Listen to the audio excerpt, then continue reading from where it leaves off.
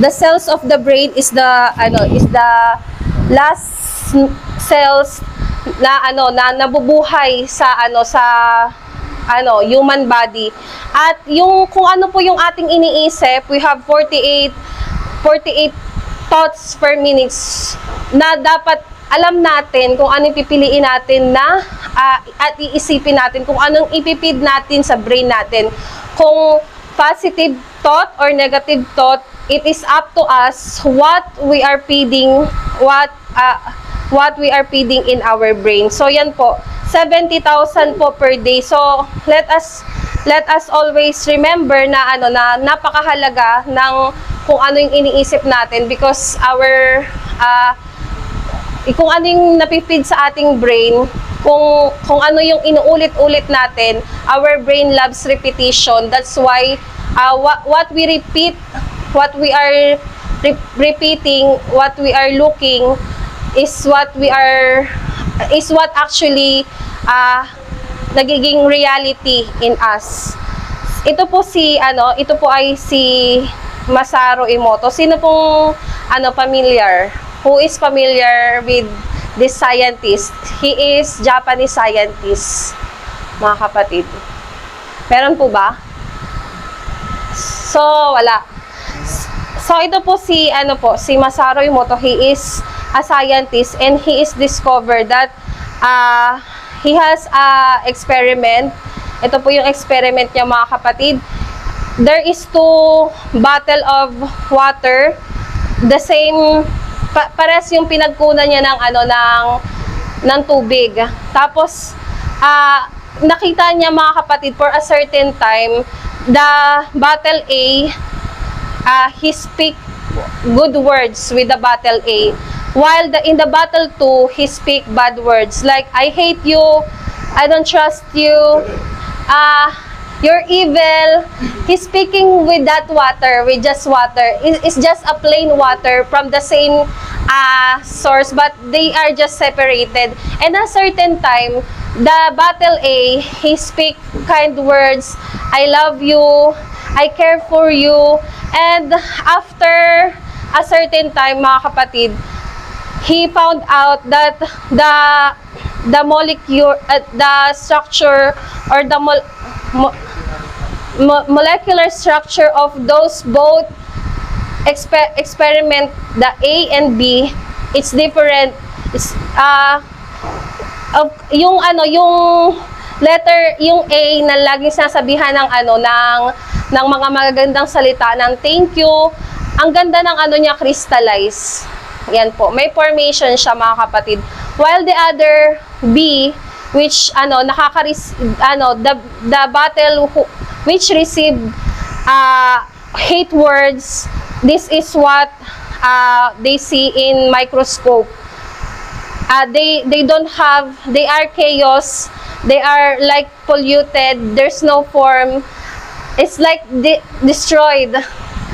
Yan po, mga kapatid. So kaya, mga kapatid, dito nalaman na our prayer is very important, because if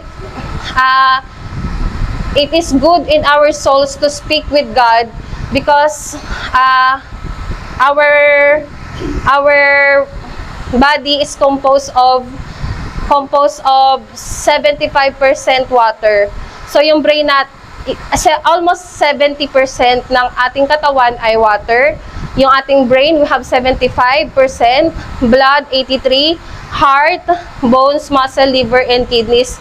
How can you see a person, a child who always receiving anger from their parents, mga kapatid?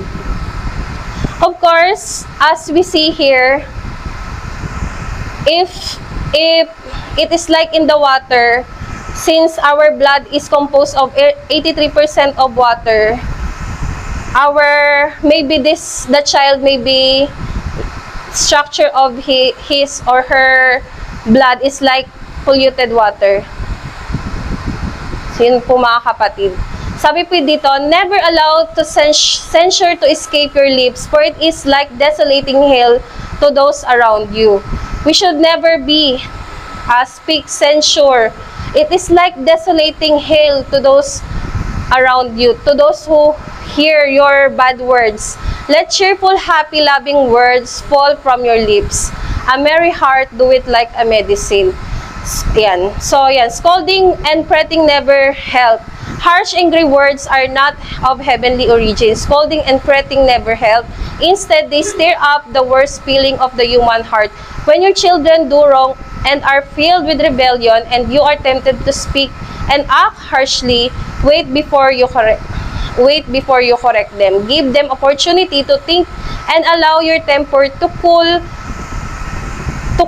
As you deal kindly, tenderly with your children, they will receive the blessing of the Lord. Since doon din po nila nakita, mga kapatid, na yung kung ano pala yung nare-receive nating mga kind words or binibigay natin sa iba, yung nakita nila sa microscope na may mga structure na magaganda, the light reflects to the water, mga kapatid.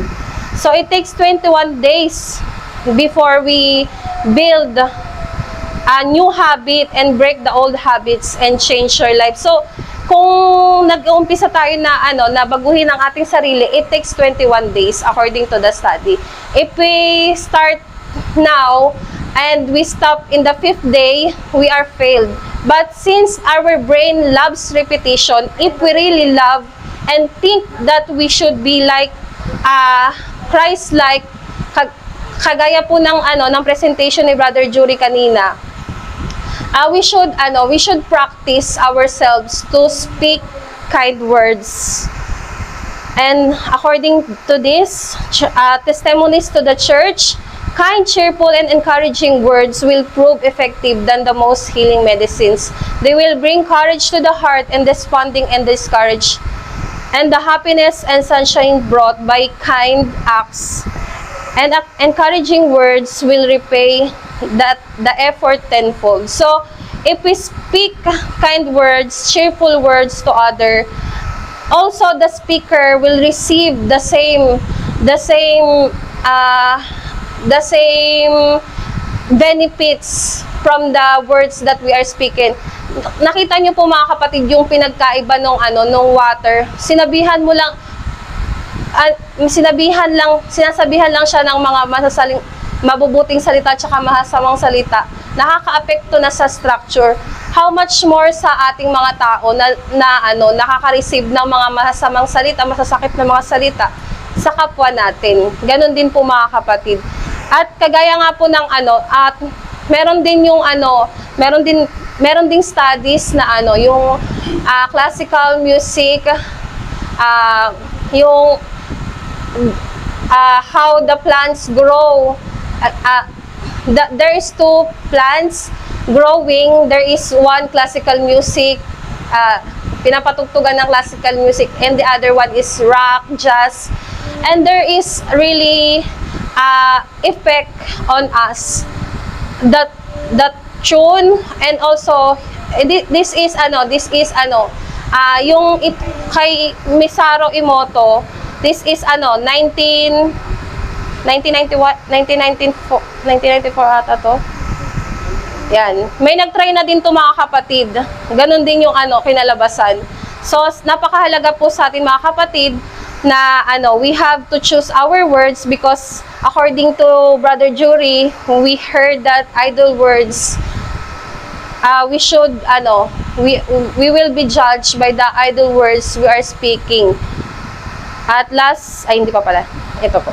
The leaves of the tree of life are proper you. They are sweeter than honey and the honeycomb. Take them and eat them, digest them, and your heartedness will pass away. So, it is not only the words. The words of God is like a honeycomb. But according to some of the study of Brother Trevor, we as a people can be like a honeycomb or honey because of the character that we are building to be like Christ, na though we have challenges, though many people were frustrating us, giving us stress. We stay calm. That is the one of the greatest, sweetest form of yung character na meron tayo. At sabi pa po dito, nagamit din po to ni Brother Jury kanina, let your speech be always with grace, seasoned with salt, that ye may know how you ought to answer every man. So we need to speak with grace and seasoned with salt. We always remember that those who are receiver of our words can affect them, and also us as speakers. So we need to practice now to speak kind words, because this is essential for us to speak I love you, thank you. This is very important for us. And that's all. Thank you.